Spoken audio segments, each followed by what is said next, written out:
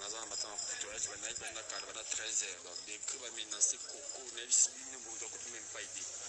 fana kulu ba beti Coco ya robeta la secret awe bimi secret bimi ya makasi la secret bimi awa ke Coco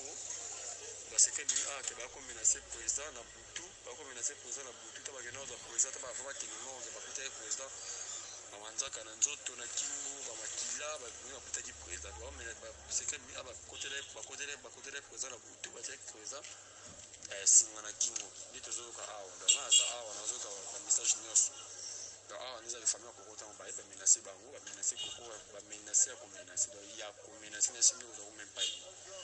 dans la salle des émissions de na batu awa la salle des émissions na batu awa donc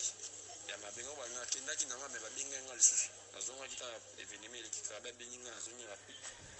mais namoni menace wana ya digado menace Coco message a bimi donc ça veut bimi ya mabe ça bimi ya mabe donc liwa Coco liwa pour des apa Coco donc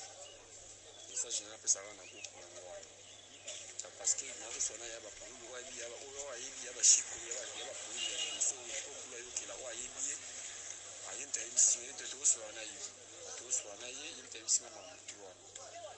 yimte bisima mamutua na no taba kinai ko taba yana bisika kula monte makile na nzoto taba kinai ko nire kuta na fanda kiba ko taki kulu ndio bana saki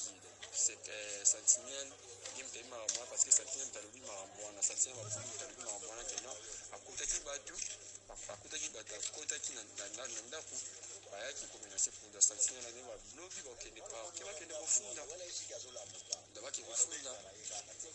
dabaki kufunda ndio sasa kwa ana barabina ya nazaka awa